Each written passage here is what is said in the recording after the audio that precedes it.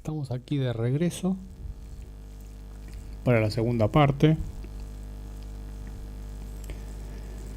en el seminario de integración hombre-mujer, hoy en el sexto encuentro. Bueno, estábamos hablando de algo muy interesante, que es, por un lado, la esfera de luz y la esfera de sombra, en este caso de los mitos, de la cultura, de los hombres, y por otro lado de la díada, que es un poco el tema que habíamos esbozado en la reunión anterior, ya que el sujeto, para ser sujeto, necesita ir más allá de la díada. En este caso, en el universo A, en la esfera de luz, ir más allá de la relación madre-hijo. Y en la esfera de sombra, en el universo B, ir más allá de la relación padre-hija. Por eso Freud, al complejo correspondiente a la esfera de luz, lo denomina complejo de Edipo, que es la díada no resuelta, madre-hijo. Y por eso Jung, el complejo correspondiente a la esfera de sombra, al universo B, lo denomina complejo de Electra, que es la díada no resuelta padre-hija. Entonces hoy vamos a comenzar a profundizar en esos aspectos, en la esfera de luz, esfera de sombra, y ir más allá de la díada. Y vamos a abordar esta realidad a través del mito, ya que el mito habla del origen. Así como el logos habla del principio y del fin, el mitos habla del origen. En el mitos del universo A, o sea, de la esfera de luz del universo, podríamos sintetizarlo con la díada madre-hijo. ¿Quién ocupa el lugar de hijo? El Dios creador, Yaldabaoth, que luego es Yahvé y Jehová. ¿Quién ocupa el lugar de madre? La madre, en este caso del demiurgo, de Yahvé y Jehová, que se llama Achamot, la madre de Yaldabaoth. Pues fíjate, todas las escuelas en sí se posicionan en un aspecto arquetípico. Entonces todas las escuelas que ponen el énfasis en el Dios creador se fijan ¿dónde? En Yaldabaoth, en el principio masculino. El patriarcado, ¿en dónde se apoya? En Yaldabaoth. En cambio, el matriarcado anterior al ciclo patriarcal, ¿en dónde se apoya? En la madre, en la gran madre, las sociedades matriarcales. Entonces siempre en la cultura vamos a ver un rastro que oscila entre sociedades matriarcales y sociedades patriarcales. Eso es interesantísimo. Pero precisamente esa es la tragedia de la cultura. Porque las sociedades matriarcales no van más allá del rol fijo de madre. Así como las sociedades patriarcales no van más allá del rol fijo de hijo. Fíjate, hoy estamos en un supuestamente patriarcado. ¿Cómo se lo denomina? En este caso a Cristo, el Hijo de Dios, el rol hijo. No se puede ir más allá. Así como si tomas las otras líneas anteriores en el matriarcado, no se va más allá de que del arquetipo de la gran madre.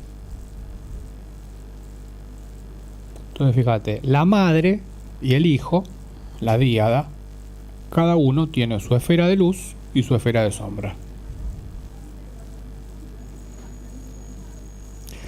¿Cuál es la esfera de luz de la madre, de la gran madre? La esfera de luz es conocida como Sofía, la diosa de la sabiduría, que desciende de lo alto, o el eterno femenino que nos arrastra hacia lo alto. Esa es la esfera de luz de la gran madre. ¿Cuál es la esfera de sombra de la gran madre? Lo contrario, lo que nos arrastra hacia lo bajo. Fíjate, esfera de luz, esfera de sombra. Eso está en el mito. Achamot es la esfera de sombra del eterno femenino. Es el tributo que hay que pagar, por ejemplo, en las sociedades originales, a la Pachamama. Hacer el pozo abajo, ponerle comida, el tributo que se le da a las fuerzas ínferas de abajo. Eso es, ¿qué es? ¿Sofía o Achamot? Achamot. Entonces se le da un tributo, se le da de comer, se le presenta una ofrenda, ¿no? Para que no moleste esa fuerza. Es exactamente eso. Como que se le paga algo. Eso es en relación a la madre, a la esfera de sombra. Después el principio patriarcal, que es el hijo. El principio patriarcal tiene la ilusión del Dios creador, de que es el Dios quien crea el universo. Pero curiosamente en la Gnosis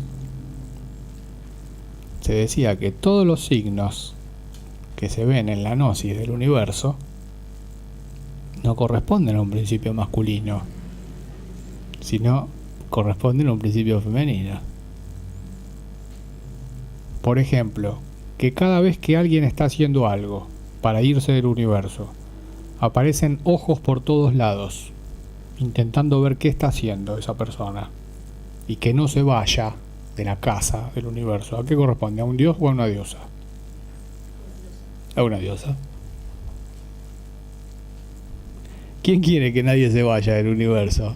¿Un dios o una diosa? ¿La mamá? ¿No? Que desde la esfera de luz, Mater, dio a luz a la materia. Pero desde la esfera de sombra, que nada se vaya, que todo se quede en el universo. Y si no se queda bajo la forma de una forma, que se quede de otra. Pero que nada se vaya. Exacto. Lo que arrastra hacia arriba, Sofía, y lo que arrastra hacia abajo, Achamot. Y el Dios creador tiene la esfera de luz, ¿no? El demiurgo que crea el universo, y la esfera de sombra, que es el que queda preso de su propia creación. También. Porque quien crea tiene el riesgo de quedar preso en su propia creación. Y eso es aplicable a cualquiera de nosotros también. Que ojo con lo que deseas, porque cuando lo construyas, ¿vas a estar más allá de eso? ¿O eso que deseabas te va a atrapar? Y tu vida va a quedar encerrada en lo que deseabas. ¿Ves? Esos son los dilemas del cosmocrator, o sea, del que crea un cosmos en su propia realidad. Los dilemas de un creador es, primero, crear un universo, como decía un gran escritor, que no se te venga abajo 2 días después. O crear una pareja, un vínculo, que no se te venga abajo 2 días después. También. Exactamente. Que no, porque ¿con qué se va a sostener lo que vos creás en tu realidad? Llámese un vínculo de pareja, relación, los bienes, lo que sea, lo que conforme tu realidad. Vas a tener que crearla y sostenerla. Y finalmente quien crea la realidad y la sostiene no tiene que quedar preso de eso que sostiene. Porque también a muchos nos habrá pasado que por sostener algo que creaste, quedás preso de lo que estás sosteniendo y de lo que creaste. Quedás subido a la bicicleta para sostener eso y así se te va la vida. ¿Ves? Esos son los dilemas del cosmocrator, de quien crea su realidad. Por eso en la mitología hindú están los 3 principios, la Trinidad, que después la toma San Agustín, que era maniqueo. Agustín era maniqueo, no era cristiano. Era discípulo de Mani, que era su maestro. Después se hace cristiano para que no lo maten, porque a Mani lo habían matado. Entonces toma refugio en el cristianismo, Agustín. Pero era maniqueo. Era discípulo de Mani directo. Entonces ahí toma el concepto de la Trinidad gnóstica, Agustín, y escribe De Trinitate, la Trinidad. El concepto del cristianismo de la Trinidad es de Agustín. Pero Agustín no era cristiano, era maniqueo. ¿Y qué decía la Trinidad en el maniqueísmo? Que venía del Irán y de la Persia antigua y del hinduismo. Que algo surge a la creación, Brahma, un aspecto de la deidad, el aspecto creador, se conserva durante un tiempo, se sostiene, Vishnu, el segundo aspecto, y finalmente se renueva para no quedar preso de lo que sostiene, Shiva, o se destruye. El tercer tiempo. Fíjate, el tercer tiempo es el más misterioso de todos, porque es renovación o destrucción. Ese es el tiempo que corresponde al Kali Yuga en esta época.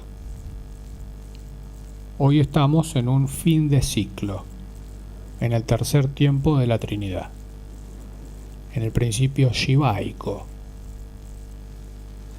Entonces, ante el mitos de Shiva en esta época, el dilema es renovación o destrucción. De cualquier manera, destrucción. Claro, pero renovación, ¿con qué tiene que ver? ¿Cuál es el principio de renovación? Hay que destruir para generar algo nuevo. Pero la renovación es una instancia superadora en sí. Es hacia arriba. La renovación es hacia arriba, como el eterno femenino que arrastra hacia arriba. La renovación arrastra hacia arriba. Es Shiva en la cima de la montaña meditando. La destrucción es lo que arrastra hacia abajo.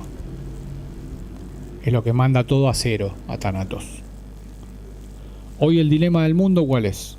Es precisamente ese. Nuestra civilización tiene ese dilema. Renovación o destrucción. En los 4 paradigmas actuales. En la economía, en la ciencia, en la política, en la religión. ¿Cuál es el problema mayor? Que la renovación únicamente puede realizarse desde el sujeto Eso no es negociable. Si no, acontece la destrucción. El famoso gráfico de las profecías Hopi, que hay dos caminos, aquí alude a eso: renovación o destrucción. Es exactamente eso. La renovación concluye en una nueva tierra y en la novedad, en el nuevo mundo, en el mito del nuevo mundo, la edad de oro recobrada. Y lo que no puede acceder a la renovación se destruye, se disuelve, vuelve a cero. Fíjate, ese dilema lo tenemos en toda nuestra vida, en todo lo que vivimos. El desafío de crear algo,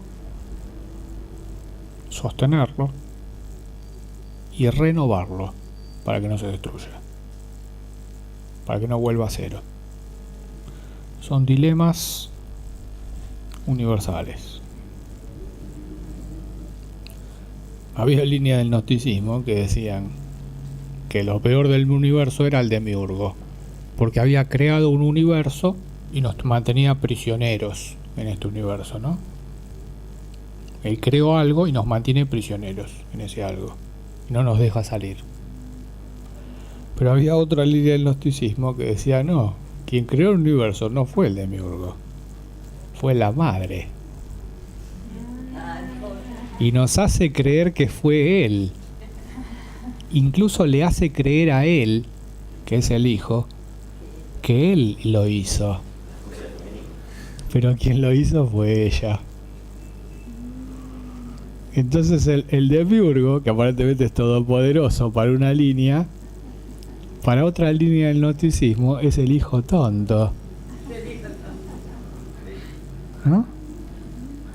Esa es la riqueza del gnosticismo, como decía Jung, que toda la riqueza de Occidente está en el gnosticismo. ¿Por qué? Porque todas esas líneas que hay, tan contrapuestas y aparentemente delirantes, dan cuenta de todos los argumentos posibles. Entonces cada uno le despiertan esos argumentos cuestiones distintas que hacen a la individualidad. Eso es interesantísimo. Por ejemplo, lo que se considera la raza sagrada del demiurgo, que es el judaísmo, todos dicen es un patriarcado, ¿no? El judaísmo es un patriarcado. No, es un matriarcado encubierto. Parece un patriarcado, pero en realidad es una familia judía. ¿Quién tiene el poder? La madre. La mamele, exactamente. Y como la raza sagrada en sí responde a lo que no se ve, probablemente lo que no se ve sea parecido. Parece que el poder lo tiene un Dios creador, pero en realidad no. En realidad quien maneja todo es la madre desde atrás. ¿Ven? Esa es la díada. Eso se habla del alma colectiva de los judíos, no del alma. Una pena que el demiurgo no tenga mujer, que tiene una madre, no tiene. ¿Pero por qué no tiene mujer? Porque está con la madre. No tiene mujer, el demiurgo, porque está con la madre. Y solo puede haber una. Que en sí es el cuadro llevado a un extremo, el cuadro de la psicosis. ¿La psicosis qué es? Es la imposibilidad de ir más allá de la díada madre-hijo. Son madres que no pueden dejar de ser madres e hijos que no pueden dejar de ser hijos. Y que cumplen permanentemente el deseo de mamá. Entonces, probablemente si le preguntáramos al demiurgo por qué hace lo que hace, diría, y estoy cumpliendo el deseo de mamá. La pregunta es, los cuadros que heredamos en lo humano, ¿de dónde vienen los cuadros patológicos? ¿Son de lo humano o vienen de otro lado? Entonces, la psicosis viene de la díada del universo A. de la relación de la madre con el hijo. O sea, de la madre del demiurgo, Achamot, con el hijo, Yaldabaoth. Así como la psicopatía viene del universo B, de la relación padre-hija, que es el mito de Odín y Brunilda, la valquiria. Pues la psicopatía, ¿qué es? Es alguien que únicamente está pendiente de su realidad y que no le interesa otra cosa. Está encerrado en su realidad y lo demás que reviente. Entonces, la oscilación, nosotros estamos en el medio, acá en Midgard, la Tierra Media, como decía Tolkien, entre la psicosis de la díada madre-hijo y la psicopatía de la relación padre-hija. Nosotros estamos en el medio, tironeados por los dos extremos, universo A y universo B, con la particularidad de que encima cada punto que tironea de los 4 cuadrantes es doble, porque tiene su esfera de luz y su esfera de sombra. O sea que no son 4 puntos que tironean, son 8. El octágono. Por eso el octógono se considera el símbolo sagrado de la iniciación, lo que va en 8 direcciones distintas al mismo tiempo, que es el símbolo del plasma o la runa Veneris. Precisamente porque cada punto de cada cuadrante es doble. O sea, la madre del universo A es Sofía, aspecto de luz, y es Achamot, aspecto de sombra. El demiurgo, que es el hijo, es Jehová, aspecto de luz, y Satán, aspecto de sombra. La misma entidad. Odín, que está en el universo B, el padre, es Odín, esfera de luz, y Wotan, esfera de sombra. Y Brunilda, que es la hija, es Brunilda en la esfera de luz. Y en la esfera de sombra es Hela, la reina del inframundo.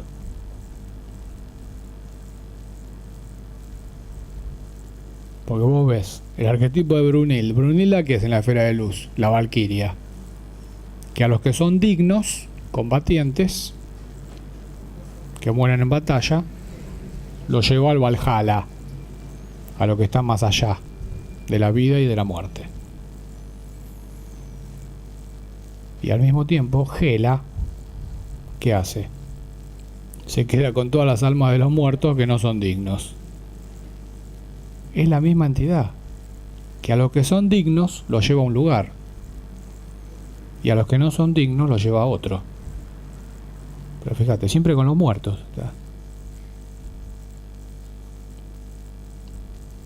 Brunilda Hela, la hija, siempre está con los muertos. Y Odín Wotan siempre está con los 9 mundos. Cuando está reinando por encima de todo, es Odín. Y si no, cuando está negociando con los 9 mundos, haciendo los pactos, en la lanza, con las runas, es Wotan.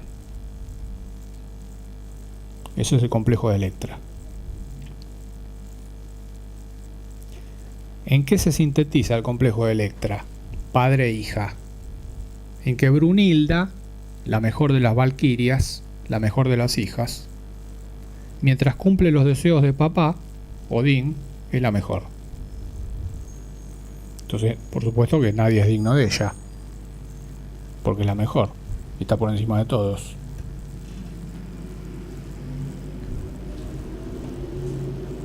Y cuando desobedece al padre, que es Odín, pasa a ser la peor, sin término medio. Hela, al reino de los muertos. Entonces, ¿viste con la famosa frase? Yo la peor de todas. Bueno, pasa de ser la mejor de todas a la peor de todas. Sin intermedios. Sin grises. Ese es el dilema de Electra, ¿ves? Así como Odín también. Odín, ¿cuál es el argumento arquetípico? Cuando es Odín, es el padre autoritario. Que nadie puede contradecirlo en nada. Y cuando es Wotan, es el padre abandónico. Porque Wotan, para hacer los pactos, se disfraza de peregrino y se toma el palo. Se va. Y en algún momento vuelve. Pero se va, ¿ves? O sea, pasa de padre autoritario a padre ausente. Como decíamos la vez pasada. Cuando tiene que hacer los pactos es ausente. Porque se va de Asgard. La madre, del otro lado, es doble. Cuando es Sofía, la madre buena, la diosa de la sabiduría, ¿qué hace con sus hijos, Sofía? Los sobreprotege. Ay, mira qué buenos que son mis hijitos, están todos aprendiendo, evolucionando. Vamos a arroparlos bien para que no tengan frío. Los sobreprotege, ¿no? Desde arriba. Y les da elementos, les concede elementos. Es el eterno femenino que concede energéticamente. Pero el eterno femenino que concede es sobreprotector, tiene esa característica. Concede para que los hijos, bien amados, y no dejen de ser hijos, obedezcan como hijos y no dejen de ser hijos, y finalmente digan, qué buena que es mamá, y hagan templos a mamá, como hicieron todas las sociedades iniciáticas, ¿no? Las sociedades iniciáticas o le hacían templos a Sofía, la diosa de la sabiduría, que nos da todo, y que qué buena que es mamá, porque no seríamos nada sin el eterno femenino, o le hacían ofrendas a Chamot para que no nos coma vivos, para que la madre devoradora no nos coma. Entonces, hacer rápido el pozo y metemos rápido las ofrendas, así quedamos libres de la Pachamama, para que no nos lleve hacia lo bajo. Entonces, esas son las estrategias de los hijos, o para no ser devorados hacia abajo, o para no ser devorados hacia arriba. No es un buen lugar. Ese es el universo A. Ese es el universo A. Ese es el dilema arquetípico del universo A. ¿Ves? ¿Por qué se llama la gran fraternidad blanca en el universo A? O la gran hermandad blanca, ¿no? Porque son hijos. Porque es la fraternidad entre los hijos y la hermandad entre los hijos de la madre. Por eso es blanca, es femenino. Le rinden culto a Sofía, en el aspecto de luz, o a Chamot en el aspecto de sombra. Las dos cosas al mismo tiempo, porque también hacen sacrificios humanos. Ese es uno de los temas por los que echaron al Dalai Lama del Tíbet, que nadie sabe. Los sacrificios humanos, claro. Claro. Porque en la esfera de luz le rendían culto al eterno femenino, pero en la esfera de sombra también. De vez en cuando algo le dan de comer a Chamot. Claro. Es que todo es así, doble. Todo es así, doble. Fíjate en el patriarcado, ¿no? Jehová, Satán, como lo llamaban los gnósticos, ¿es la misma entidad? Es la misma entidad. Pues sí, pero ¿cómo es esquizofrénico? Como todo lo que hace como Jehová, después lo borra con el codo como Satán. Bueno, pero ese es el dilema de quién, del hijo. Es bipolar. ¿Cómo quién? Como mamá. Como mamá. Ah.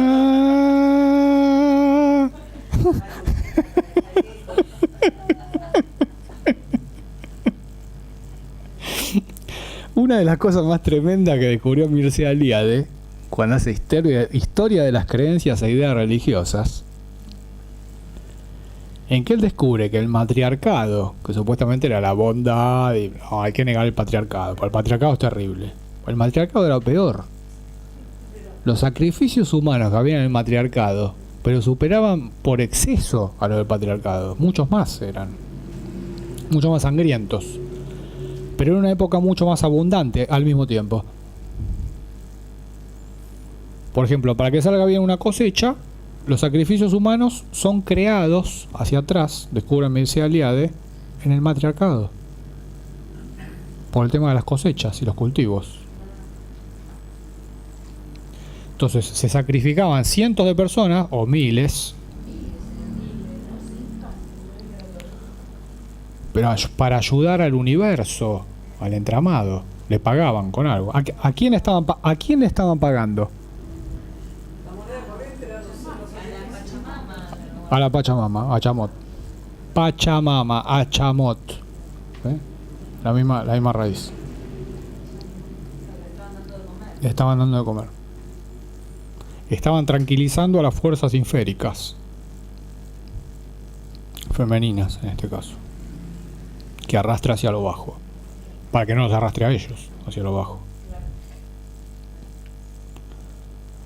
Cuando las culturas iniciáticas hacen las pirámides truncadas, ¿cuál es el concepto de una pirámide?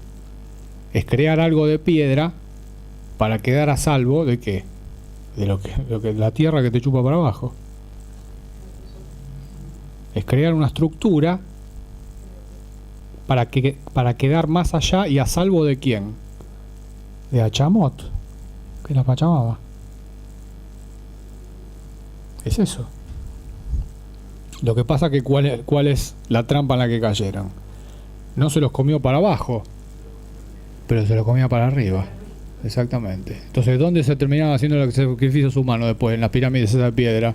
Arriba. Lo hacían para arriba. ¿Ves que ahí coincide todo?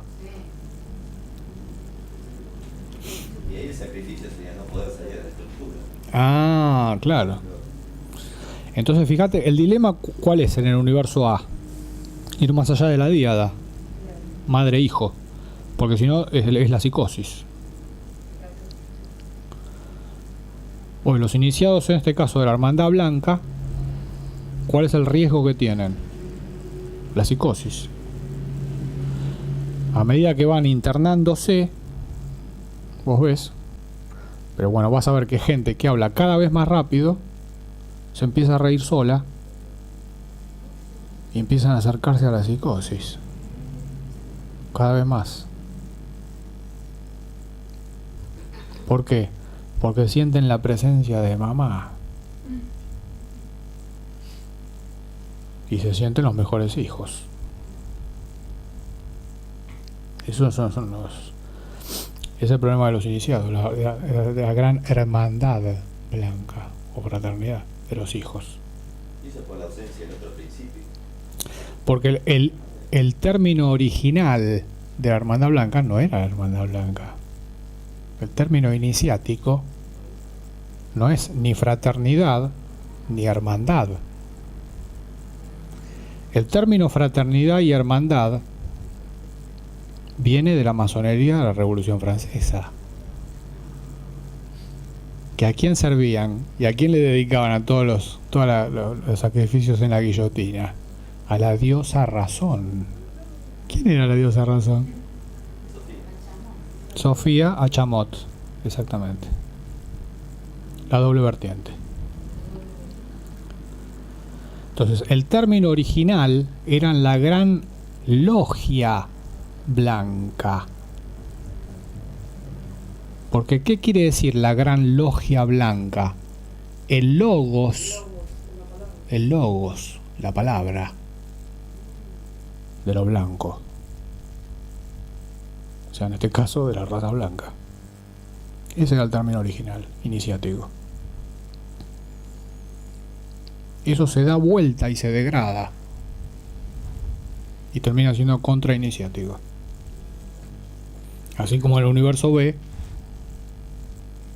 también, ¿cuál es el riesgo? Para las mujeres que tienen facilidad para conectar con Lilith, ¿cuál es el riesgo? Quedar pegadas como Brunilda Gela. Son o la mejor valquiria, que obedece a papá, o la peor de todas. Ese es el argumento arquetípico. Tiene que zafar de eso. Las mujeres que tienen relación con Lilith tienen que zafar de eso. Determinar como Brunilda o como Gela. O la mejor o la peor. Pero siempre por obedecer a otro, que es papá, Odín. Y aún hasta el mismo Odín tiene que ir más allá. De ser Odín Wotan. Porque como Odín nadie le podía decir nada.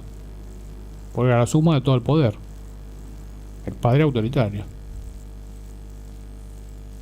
Por eso en el oro del ring, vos ves que en lo que escribe Wagner, en el oro del ring es Odín. Manda a construir el Valhalla, se lo pide a los gigantes, el arco iris, la fortaleza, toda la imponencia del dios. Y ahí empieza los problemas, porque para sostener eso, una vez que lo crea, lo tiene que sostener como Wotan. Entonces ahí empieza la tramoya. Le prometo algo a los gigantes, pero después no se lo doy, ¿no? Porque a los gigantes le promete que a Freya. Freya era la diosa de la eterna juventud, la diosa de la magia, que era la que custodiaba las manzanas de las Hespérides. Las manzanas de las Hespérides. Las manzanas de las Hespérides eran las manzanas de Hiperbórea que mantenían la eterna juventud en los dioses. Era la diosa más importante. ¿Por qué? Porque era la cualidad del paraíso. El alimento del paraíso. Y Wotan, para construir el Valhalla, que se lo da a construir a los gigantes, o sea, a los titanes que podían construir mucho en poco tiempo, porque eran titanes, ¿qué les promete en pago? A Freya. Porque los titanes dicen, no, a nosotros danos a Freya, porque teniendo a Freya se quedan con las manzanas y con el alimento del paraíso. Ninguno gile los titanes. Entonces después, cuando tiene que pagar Wotan, ahí ve que viene la tragedia de que los dioses se van a morir porque se quedan sin el alimento del paraíso. Entonces piensa, como ahí sale la parte de Wotan, bueno, ¿y cómo podemos arreglar esto? ¿No? Entonces lo llama Loki. Y Loki, que es el patrón de ¿qué? De la magia. Loki es Hermes. Entonces lo llama Loki, el patrón de la magia, Hermes. Le dice, bueno, Loki, arréglame esto, por favor. Entonces el que hacía todas las tramoyas era Loki. Entonces Loki le dice a los gigantes, bueno, Freya no vale tanto. Me contaron que los enanos allá abajo tienen mucho oro y están haciendo unos tesoros espectaculares que a ustedes les vendrían re bien. Claro, los tentó a los gigantes con lo que más los tienta a los gigantes. Los tesoros, el oro, las cosas raras, las cosas exóticas, cosas de gigantes. Todos los gigantes decían, bueno, está bien, aceptan. Entonces ahí Wotan va con Loki, tiene que descender a donde estaban los nivelungos, que eran las raíces del árbol del mundo, el Yggdrasil, engañar a los nivelungos para robarles el oro. Ahí le hacen un truco mágico, lo meten en una bolsa, se llevan el oro, entonces traen todo el oro, le pagan a los gigantes, ¿no? Pero fíjate que Odín queda preso de que del arquetipo de Wotan,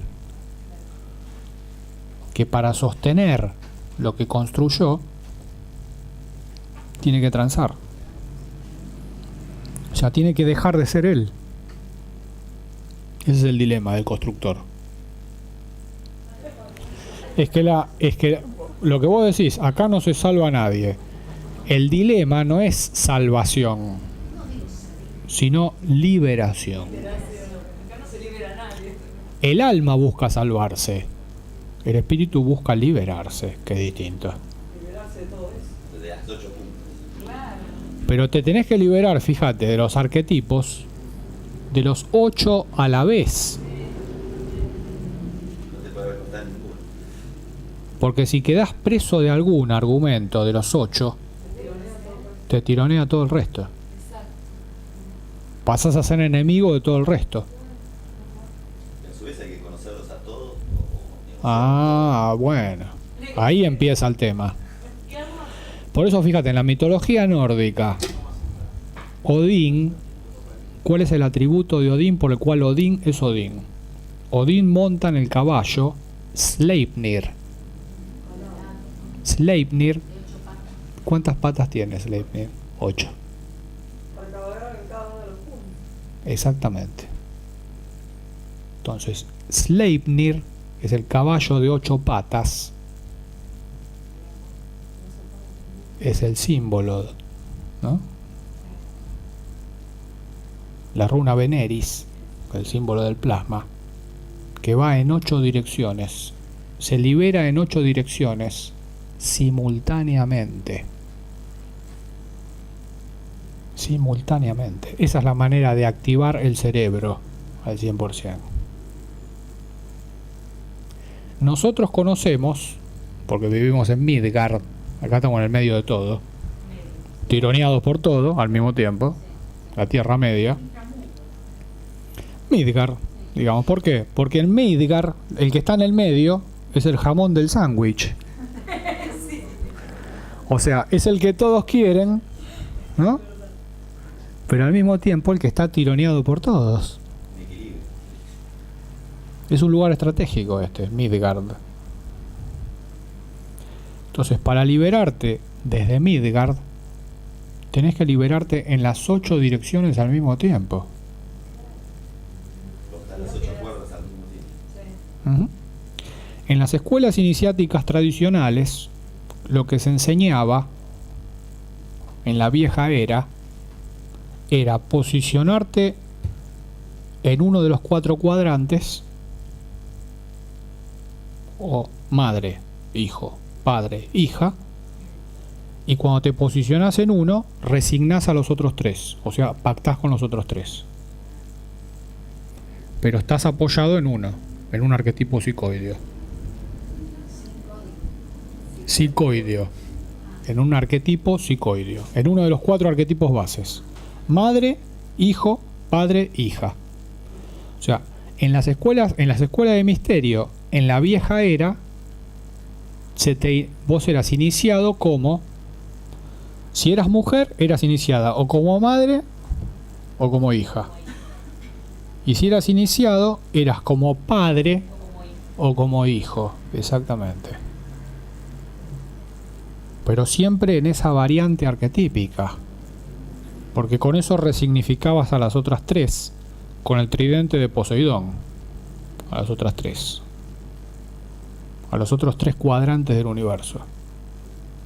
Pero fíjate, en esta época ya no es posible eso. Porque estamos en un fin de ciclo, en el tiempo sin tiempo y en el fin de la historia. Entonces, en el fin de la historia, ¿cuál es la estrategia? No te puedes quedar en un cuadrante. Si te quedas en el cuadrante de Odín, te fagocita Wotan. Si te quedas en el cuadrante de Brunilda, te fagocita Hela. Si te quedas en el cuadrante de Sofía, terminas convirtiéndote en Achamot. Y si te quedas en el cuadrante del Cosmocrator, terminás fagocitado por el arquetipo satánico, por la contraparte oscura. Fíjate, ese es el dilema de hoy. Fíjate, cuando Wagner escribe El Anillo, maravillosamente,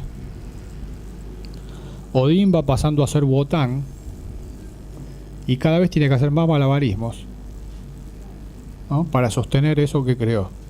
Y cada vez es más complicado todo. Hasta que empieza como un dios omnipotente en el Oro del Ring, pasa a ser un padre preocupado en la Valquiria. En Sigfrido directamente pasa a ser un peregrino que a veces aparece, que nadie lo reconoce, que está con un bastón, que parece un mendigo con un bastón. ¿Por qué? Porque está como Wotan y tiene que hacer los pactos para sostener todo.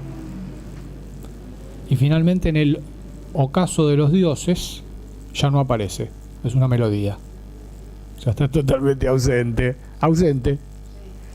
Entonces pasa de un extremo, padre autoritario, el Oro del Ring, a padre ausente, el ocaso de los dioses. ¿En qué época estamos hoy? El ocaso de los dioses. Entonces, ¿cómo está la figura del padre hoy? Ausente. ¿Eh? Fíjate cómo el mitos nos atraviesa en Midgard. Entonces la clave es ir más allá de la díada, sea una en el universo A o sea la otra en el universo B, con la dificultad de que cada personaje tiene esfera de luz y esfera de sombra. O sea, son 8 situaciones. Por eso, la única manera de resignificar todo eso, ¿qué es? Desde el 100% del cerebro. Si no, no hay manera.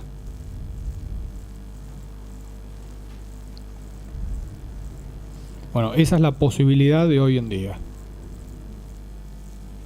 Esa es la gran dificultad y la gran posibilidad. Vos ves, por ejemplo, ahora se ve una generación nueva, ¿no?, de jóvenes de 20 y pico, que vos ves que ya no son cristianos. No pertenecen al arquetipo del judeo-cristianismo, ¿no? Son paganos. Pero curiosamente terminan siendo o hijos de Odín, o terminan siendo Brunildas, Helas, jóvenes. Se visten de negro como Brunilda, todo. Claro, Pero no son malas. se hacen las malas. O sea, ¿pero por qué? Porque lo hacen desde el alma. Entonces desde el alma siempre es una pose. Así como cuando estaba abierto el boliche del universo A iban a misa, ¿no? Ahora son dark o black metal. Por ahí bastaría con decir- Porque ahora está el universo B de moda. ahí bastaría con decirle que hizo una... Porque Brunilda, ¿qué quiere Brunilda? Ser buena. Es la obediente, la hija de papá. No hay más hija de papá que Brunilda. Y por eso nunca está en pareja tampoco.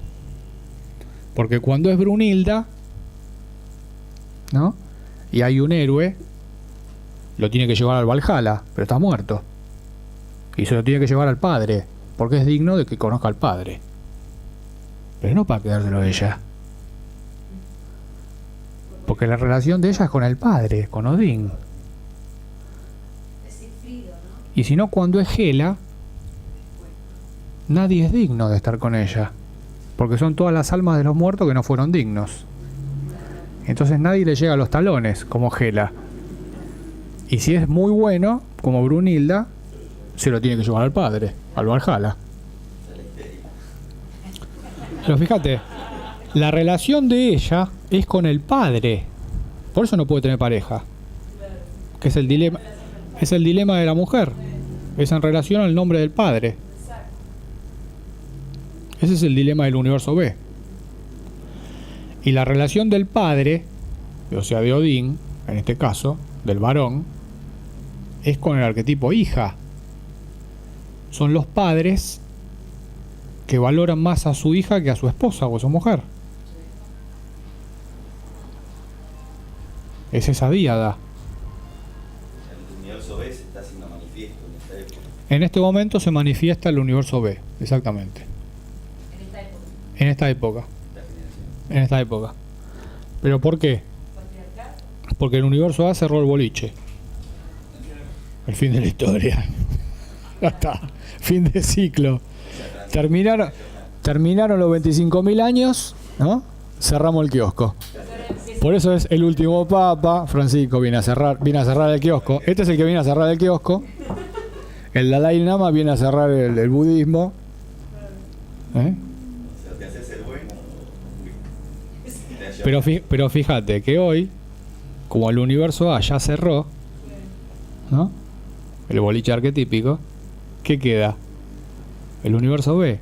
Entonces ahora todos están desesperados van al universo B porque no toleran el vacío, que es lo que te lleva al sí mismo. Entonces todo el universo B ahora son todos vikingos, paganos, malos, se hacen los malos. Todo lo contrario, ahora son todos satanistas, los jóvenes.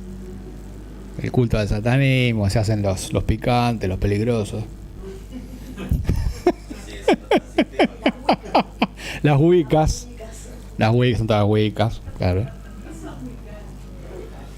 Las Wiccas, bueno, es la línea de ¿qué es la Wicca? Muy buena pregunta. Wicca es el grupo de mujeres que le rendía culto ¿a quién? A Sofía, a Chamot, que eran las brujas. Por eso canalizaban a Sofía, eran mujeres sabias, o de vez en cuando se juntaban y le hacían alguna ofrenda a Chamot. Claro. Entonces, fíjate, la lucha que se daba en la Inquisición, ¿entre qué era? Las mujeres era... Exactamente.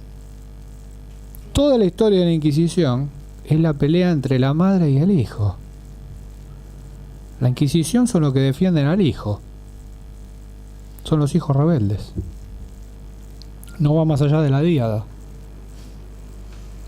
Eso es clave, eso. Ovejas negras. Pero la oveja negra no deja de ser oveja. Entonces ahora la época de las ovejas terminó. Ahora ser oveja tiene mala prensa. Así como en la Edad Media ser oveja tenía buena prensa, ahora, ¿viste? No, deja de ser oveja, despertá, así. Todos usan fotos de lobos, así, cosas peligrosas, ¿viste? Picantes. Pero es arquetípico eso también. Es arquetípico. Claro. No. Es porque el otro desactivó el universo A, entonces vamos todo al universo B, a ver si agarramos algo. Pero todo eso ¿para qué? Para no despertar. Es el sueño vigílico de hoy. Sería una oportunidad. Claro. Despertar es ir más allá de lo arquetípico. No fue justo en tu momento de la nacimiento. El despertar es la tolerancia al vacío, a la angustia existencial, como decía Heidegger. El ser y la nada,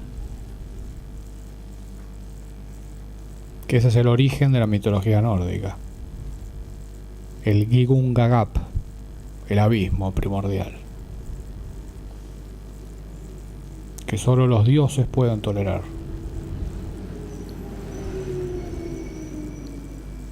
Y las diosas. Entonces este es un buen punto para detenernos el día de hoy. El Ginnungagap, el abismo,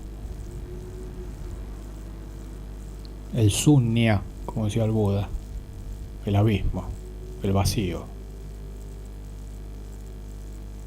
ante el cual se abre la existencia.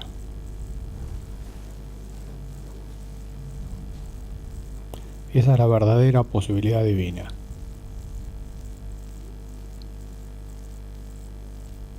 Que hoy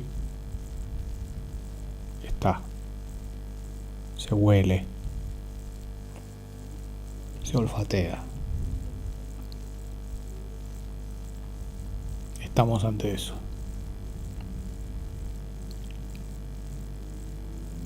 Pero el abordaje de esa realidad es individual.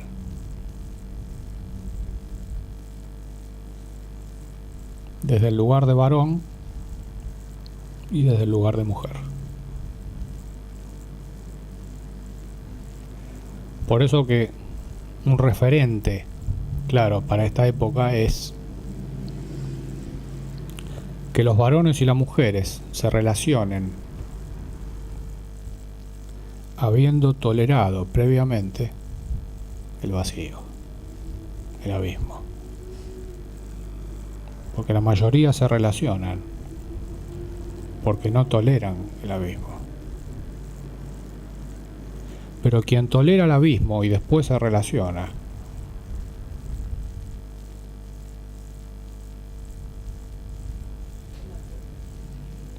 esa es la piedra inamovible que nada puede mover, ni del universo A ni del universo B. Esa es la iniciación hoy en Midgard.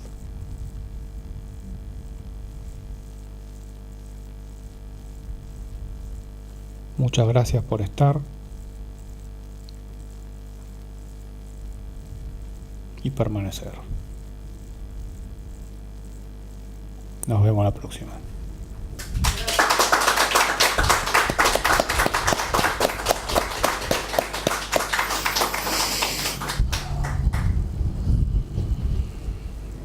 In vino veritas. Eso.